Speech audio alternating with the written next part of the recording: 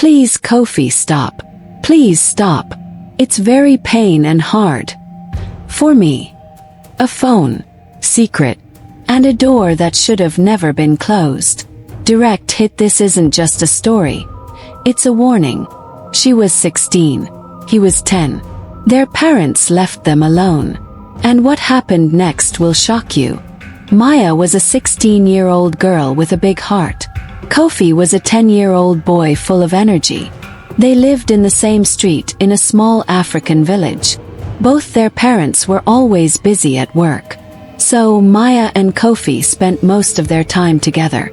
They played football, sang songs, and laughed a lot. Even though there was an age gap, they loved each other like best friends. Every evening they would wait outside for each other. The street was their playground. They had a bond stronger than blood. No one in the village ever questioned their friendship. People smiled seeing them so happy. But behind their smiles, something was missing. The warm hugs of their parents. They wished to spend more time with their mothers, but work kept them away. That silence inside the home was louder than any sound. Still, they found joy in each other. One sunny afternoon, Maya and Kofi were playing near the market. A big brother from the town came to visit. He was tall, wore cool sunglasses, and had a loud laugh. He watched them play and smile. Then he said, "You two are always together. I have a gift for you." He handed them a brand new mobile phone. Their eyes sparkled with joy. It was the first time they had ever touched a real phone.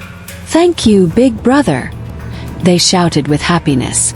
They ran back home, laughing and holding the phone like it was treasure. They didn't know how to use it much, but the colors, buttons, and sounds made them curious. That night, when their mothers were away, they sat in the corner of Maya's house, exploring apps and games. The screen glowed in the dark. They felt like they had entered a new world. As days passed, the phone became their favorite toy. They watched videos, played music, and learned new things. But one day, a pop-up appeared. It said, "Adults only, 18 plus." Maya and Kofi looked at each other. "Should we click it?" Maya asked. Kofi hesitated. "Maybe it's not for us."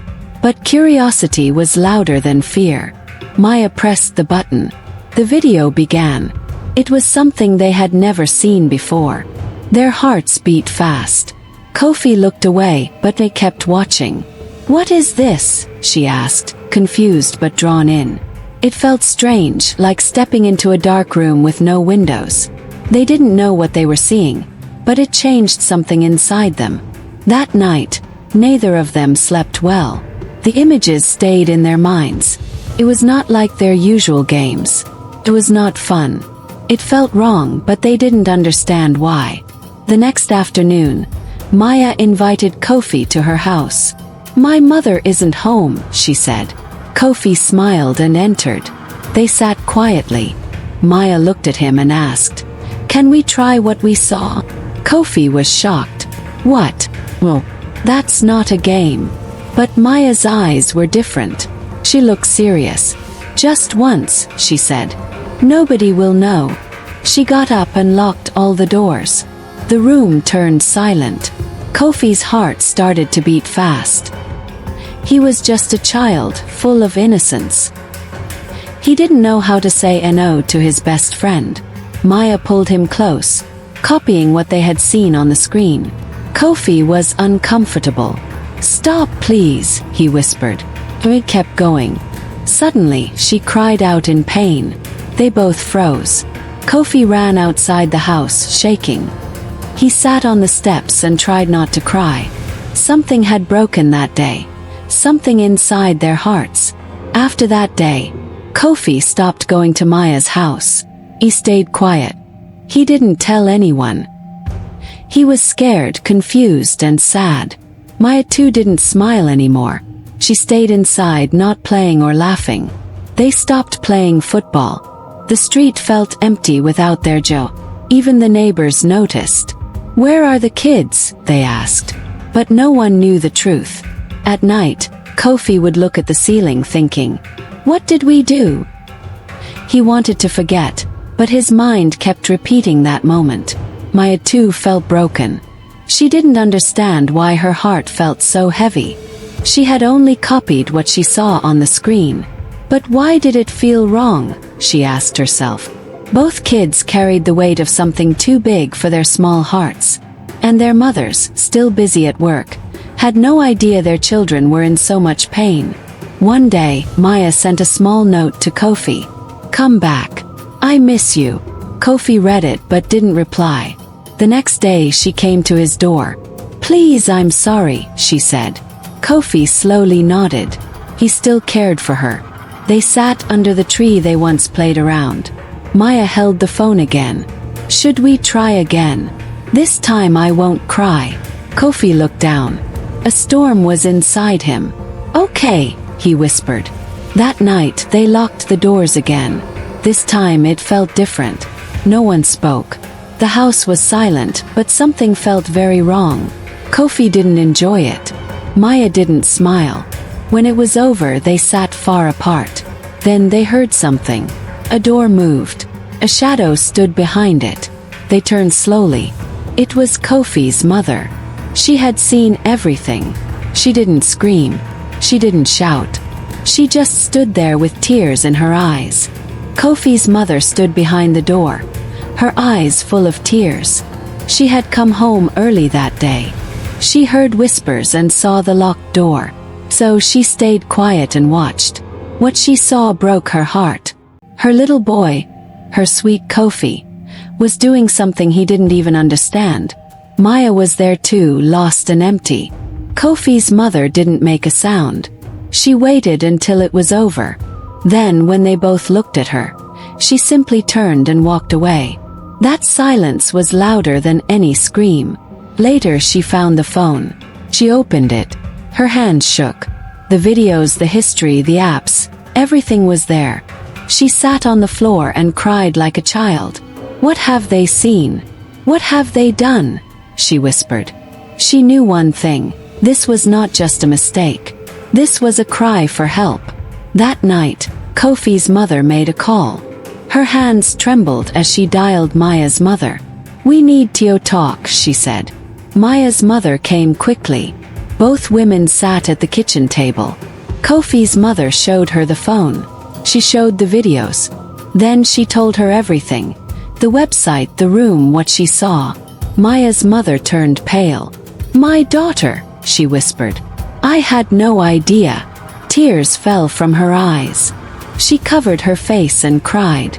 They both felt like they had failed. Not as workers, not as women, but as mothers.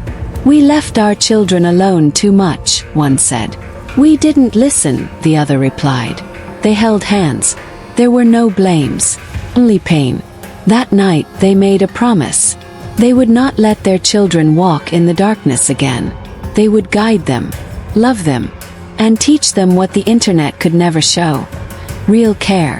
The next morning, both mothers called Ray and Kofi. They sat them down. No shouting, no anger, just tears and love. Kofi could not lift his head. Maya stared at her hands. "We saw everything," Kofi's mother said. "Why did you do it?" Maya started crying. "I don't know," she whispered. "The phone, the video, it made me feel strange." Kofi nodded. "I was scared. But I didn't want to hurt her." The room was silent. Their mothers gently touched their heads. "We're not angry," Maya's mother said. "We just want to understand." And slowly, the children told everything. The pop-up, the curiosity, the fear, and the guilt. It felt like a heavy stone was lifted from their hearts. Their mothers listened, held their hands, and cried with them. The pain was real, but so was the love. And in that moment, healing began. The following days were different. No phones, no secrets, just time together. Kofi and his mother cooked together. Maya and her mother went for walks. They talked. They laughed again. And slowly, their hearts began to feel lighter. One day, their mother showed them good apps. For drawing, for stories, for learning music. Maya started painting. Kofi loved a story app. He made his own tales. The house was full of colors again. But sometimes at night the memories would return. Kofi would sit with his mother and say, "I'm sorry." She would hug him tight. "I know," she'd whisper. "You're still my little boy." Maya once cried in her mother's lap. "Will I ever feel normal again?" Her mother kissed her forehead. "Yes, my love. You are strong." Healing was not fast, but it was real. And with love, it was possible. Maya and Kofi's story spread through the village. Some were shocked, some cried. But many parents listened. Meetings were held.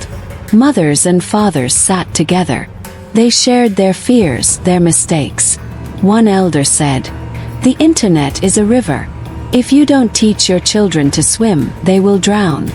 Parents promised to spend more time with their kids, to listen, to guide, not just provide food and clothes, but love and wisdom. Phones were not taken away, but they were shared, monitored, taught with care. Maya and Kofi sat at one meeting. Their heads were held high. They were not ashamed anymore. They had learned. They had survived. And now they had a voice. Maya stood up and said, "Please, check what your kids watch." Kofi added, "Sometimes we just want you to notice us." The room clapped. Tears fell. Change began. One day, under the big tree, Maya sat alone. Kofi walked up. "Can I say tea?" he asked. She smiled. "Yes." They sat in silence for a while. Then Kofi said, "I'm sorry for everything." Maya looked at him. "Me too," she said. "I didn't mean to hurt you." They held hands. It was not like before. Not childish, not confused. This time it was kind and pure. "I miss our games," Kofi said. "Me too," she replied. They started playing again. Football, drawing, telling stories. They laughed. They ran. They were just children again. No shame. No fear. Their friendship was reborn. Not from games or gifts, but from truth and healing. They didn't need a phone anymore. They had each other. And that was enough. Dear parents, this story is not just about Maya and Kofi. It is about every child. Every time you leave your child alone, remember, the world can enter through one small screen. Not all gifts are good. Not all curiosity is safe. Your children need more than food. They need your time, your voice, your care. Sit with them. Play with them. Ask them how they feel. Show them love every single day. Because when you don't, the internet will. And not everything online is kind. But it's not too late. Love can still protect. Words can still heal. Connection can still save. Be the parent your child needs. Not tomorrow. Today. Because a child's heart is soft. And if you don't shape it with love, the world will shape it with pain. All parents, please, never leave your kids alone.